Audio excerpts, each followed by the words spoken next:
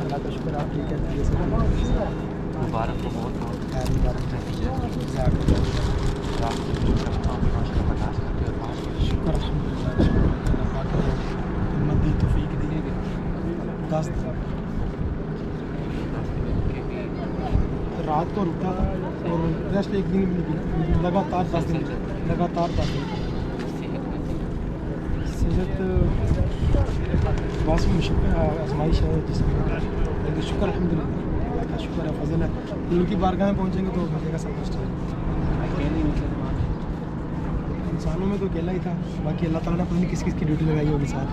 لوگ کو ساتھ ماشاء اللہ۔ تو یہ کیا سوچ کے آپ نے سفر شروع کی؟ ویسے تو مکمل آپ کی پوڈ کاسٹ کے اندر بٹھائیں گے آپ کو،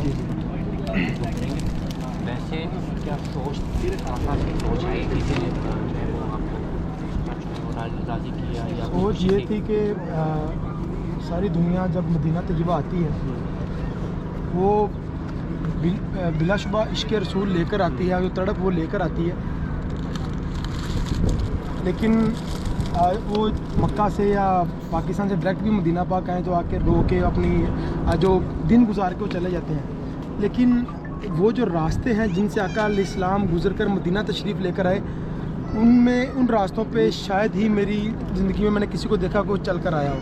تو میری جو نیت تھی، جس چیز نے مجھے مجبور کیا یا جس چیز نے میرے اندر یہ جذبہ اجاگر کیا کہ یہ سفر کرنا چاہیے، وہ یہ تھا کہ میں آقا علیہ السلام کی امت کو وہ راستے دکھاؤں کہ آقا علیہ السلام نے وجہ تخلیق کائنات ہونے کے باوجود، خاتم الانبیاء امام الانبیاء ہونے کے باوجود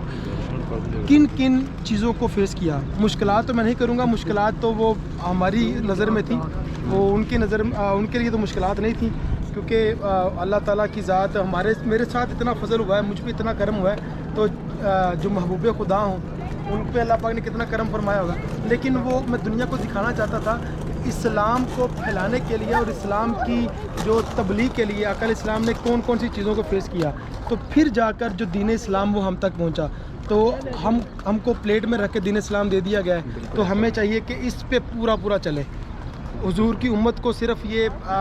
تھوڑا سا اجاگر کرنے کی کوشش کی گئی ہے کہ یار آقا علیہ السلام نے اس دین کے لیے بڑا کچھ برداشت کیا ہے، بڑی قربانیاں دی ہیں، تو آج وقت ہے ہماری ذمہ داری ہے کہ ہم ان قربانیوں کا صلہ دیں۔ ان قربانیوں کا صلہ کیا ہے؟ آقا علیہ السلام کی سنتوں پہ عمل کیا جائے، ان کے اصحاب سے محبت کی جائے، ان کی آل سے محبت کی جائے، حضور کی ناموس اور ختم نبوت پہ پہرا دیا جائے۔ بس یہ ہمارا مقصد ہے، یہ مشن تھا میرا۔ کے سفر ہجرت پر سفر کرنے والے عاشق رسول کے ساتھ نمائش کہہ رہے ہیں، یہ بہت بڑا سفر تھا، لیکن آپ پہلے غار ثور پہ بھی چڑھے، وہ ایک الگ جو ہے وہ آپ کی ورزش، تو یہ کیا تھی کہ لازمی آپ نے وہاں سے ہی ہو کر آنا ہے، یہ مکہ سے بھی آپ ٹریک نکل جا سکتے ہیں؟ دیکھیں اگر ڈائریکٹ ہی آنا تھا تو پھر میں گاڑی پہ بھی آ سکتا تھا، یہ راستے میں جو اس چیز کو نہیں سمجھتے، عشق کی جو تانگ رکھنے والے لوگ نہیں ہیں، جو وہ تو مجھے راستے میں کہتے رہتے 50 ریال ہم سے لے لو، گاڑی پہ بیٹھ جاؤ، میں کہا 50 مجھ سے لے لو، میری جان چھوڑ دو میں لوگ تو یہ چیز تھی کہ اگر میں نے گاڑی پہ ہی آنا تھا یا غار ثور کو اسکپ بھی کرنا تھا، تو پھر وہ غار ثور والی جو مشقت ہے اور اس سفر کا جو سب سے اہم پوائنٹ ہے، پہلا باب اور سب سے بڑا جو معجزہ اور سب سے اہم پوائنٹ جو ہے وہ غار ثور ہی تھا، کہ جہاں پہ مشرکین مکہ آپ تک پہنچے، اور پھر قرآن پاک کی جو آیات ہیں وہ بھی اس کے بارے میں ہے، جو آیت فی الغار بھی ہے، اور پھر وہاں پہ سانپ کا ڈسنا، مکڑی کا جالا بننا، اور پھر جو حضرت ابوبکر صدیق کی ساری فیملی کا وقف ہو جانا حضور کی خدمت کے لیے۔ حضرت ابوبکر صدیق کے بیٹے خبریں لے کر آتے تھے، حضرت ابوبکر صدیق کی بیٹی اسماء بنت ابوبکر رضی اللہ عنہا آپ کھانا لے کر آتی تھیں، تو یہ سارا کچھ عوام کو کیسے پتہ چلنا تھا کہ یار اس غار کے اوپر، اور ابھی تو ٹریک بن گیا وہاں پہ، بالکل ایسے ہی، تو سیدھے راستے ہیں، آسان راستے ہیں۔ تو امیجن کریں جب کریم آقا علیہ السلام وہاں پہ تشریف لے کر جا رہے تھے تو نہ ٹریک تھا، نہ راستہ تھا، بلکہ اندھیرا تھا، اور پیچھے مشرکین مکہ وہ جو ننگی تلواریں لے کر، اور وہ سما ہی کچھ اور تھا۔ تو یہ کچھ دکھانے کی کوشش کی ہے حضور کی امت کو۔ اعلیٰ حضرت امام اہل سنت کے اشعار ہیں کہ صدیق بلکہ غار میں جاں ان پہ دے چکے، اور حفظ جاں تو جان فروز غرر کی ہے، مولا علی نے واری تیری نیند پر نماز، اور وہ بھی عصر جو سب سے اعلیٰ خطر کی ہے، ہاں تو نے ان کو جان انہیں پھیر دی نماز، پر وہ تو کر چکے تھے جو کرنی بشر کی ہے، ثابت ہوا کہ جملہ فرائض فروع ہیں، اصل الاصول بندگی استاد ورگی. بے شک. اور میں کرام فرماتے ہیں کہ حضرت عمر فاروق رضی اللہ عنہ نے فرمایا تھا کہ اگر میں اپنی پوری زندگی کے جو نیکیاں ہیں جو بھی نیک کام ہے وہ دے دوں بدلے میں مجھے ایک رات میں نبی علیہ السلام کے انسانوں کا بدلہ خاص طور پر اس رات کا بدلہ اللہ رب العزت. ایک یہ بھی میں نے سنا ہے کہ کوئی ایسا وقت آیا تھا کہ لوگ یہ باتیں کرنے لگ گئے کہ حضرت ابوبکر صدیق کی سے افضل ہے حضرت عمر فاروق رضی اللہ تعالیٰ عنہ. تو جب حضرت عمر فاروق رضی اللہ تعالیٰ کو یہ بات پتہ لگی تو آپ نے فرمایا کہ عمر اور آل عمر پہ وہ ایک رات بھاری ہے جو حضرت ابوبکر صدیق نے غار میں ان کے ساتھ سبحان اللہ ٹھیک ہے. اور وہ اس پہ ہمارے پاکستان کے ایک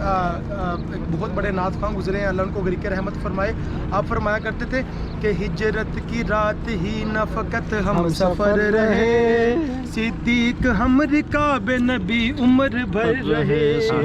ایسا نہیں کہ صرف رہے زندگی میں ساتھ اب بھی ہیں ان کے ساتھ یہ مد نظر رہے. مطلب ابھی بھی ان کے ساتھ ایسا یارانہ کہ وہ دنیا میں بھی ساتھ ہجرت میں بھی ساتھ غار میں بھی ساتھ اور مزار میں بھی ساتھ ہے. اللہ رب العزت آپ کو اس پر عمل کرنے کی توفیق عطا فرمائے اور جتنے بھی ناظرین دیکھنے والے ہیں ہمیں بھی اس راستے کو اور اس راستے پر چلنے والے لوگوں کو بھی جو ہے نبی علیہ السلام کے قریب ترین فرمائے. جی ناظرین یہ ہے عادل شامی جو کہ مکہ المکرمہ سے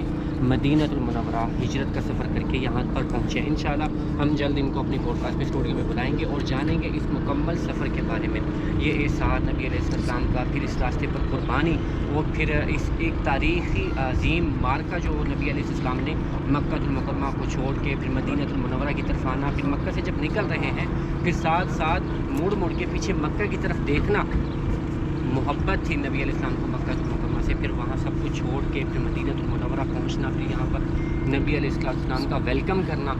یہ انہی راستوں سے چلتے ہوئے راستے میں جو واقعات نبی علیہ السلام کو پیش آئے اس سفر کے دوران یہ وہاں سے ہو کر آئے ہیں. ہم انشاءاللہ جلد پوڈ کاسٹ کے اندر مکمل تفصیلی گفتگو کریں گے. اسی کے ساتھ ہمیں اجازت دیں. السلام علیکم ورحمۃ اللہ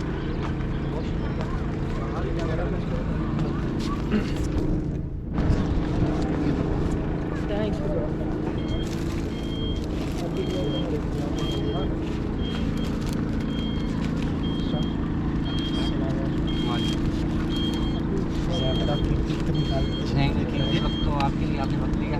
اور آپ چلے تھے وہاں سے تو ہم رابطے میں تھے. انتظار تھا کہ کب آپ پہنچیں گے. الحمدللہ اللہ نے ملاقات کروا دی اور شرف کی بات اللہ کو جزائے خیر دے.